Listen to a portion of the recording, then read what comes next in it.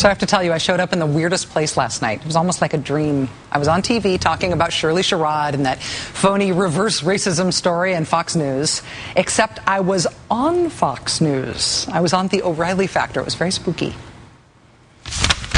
This is what Fox News does. This is how they are different from other news organizations. Just like the fake Acorn controversy, Fox News knows that it has a role in this dance. That's not new. That's not actually even interesting about this scandal. Fox does what Fox does. Which kick your network's butt every single night, Maddow.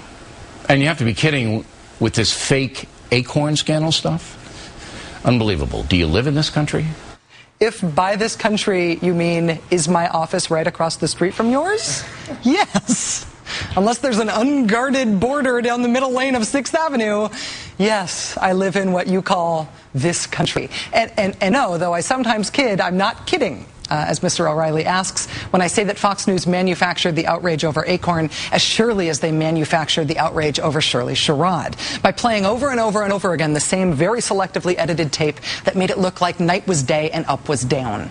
In the case of Acorn, it was a tape designed to make it look like an outlandishly dressed pimp got advice from Acorn workers about his underage brothel. In fact, the activist/entrapment guy wasn't dressed as an outlandish pimp. He did not get advice on his fake brothel, and in fact, what Fox said was him getting advice on his fake brothel was actually tape showing an Acorn guy collecting information on the alleged fake brothel to turn it over to the police.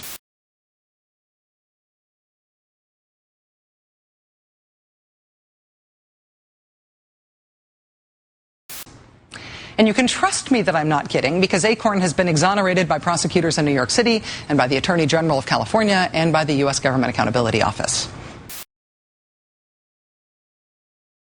Not that you've heard any of that reported on Fox. Not that you've heard any of that reported on Fox. But let's get back to the really important part of Mr. O'Reilly's show last night, his message to Madam, by which he means me, which in itself is so awesome, I can't believe it. Fox does what Fox does. Which is kick your network's butt every single night, Madam. Now, here Mr. O'Reilly has a point. Mr. O'Reilly, you and Fox get great ratings. It is so awesome how great your ratings are. You have very big ratings, monsieur. Here's the scorecard from last night. It is in TV ratings speak, but I think it'll be clear enough. Here's Mr. O'Reilly and the O'Reilly factor. That's 757 would be him at 8 o'clock, and that 245 would be me at 9 o'clock, different hour, but, you know, same point.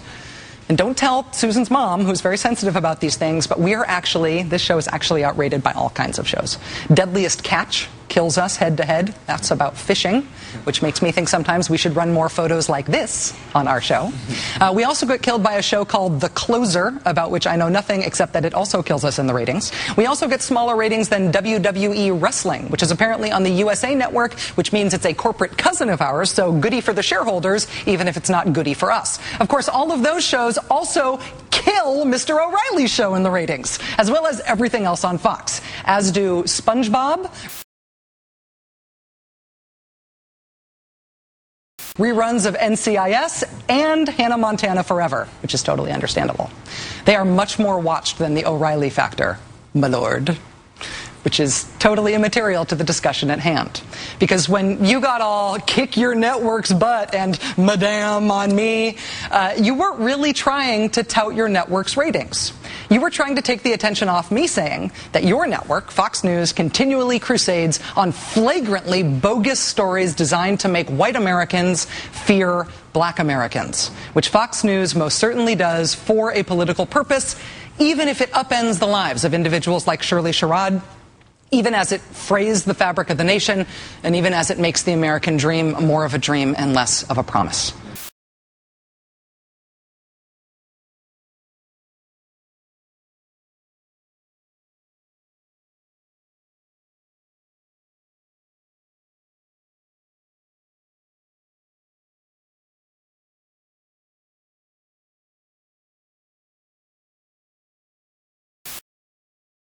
And these people are Nazis. They are practicing Nazi philosophy. They are mimicking Nazi tactics. It was crazy for you to keep going on and on like Levine and Hannity and Hewitt. It's like you're all brainwashed. And my last comment is, no matter what Obama does, you will still criticize him, because I believe you're brainwashed. You're just, and I hate to say it, but I think you're a brainwashed Nazi. You can insult us all you want about television ratings, Mr. O'Reilly, and you'll be right that yours are bigger. For now and maybe forever. You are the undisputed champion.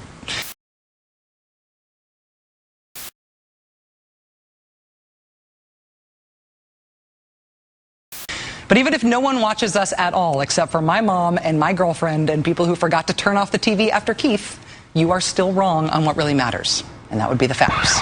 You are still wrong on what really matters. And that would be the facts, Your Highness.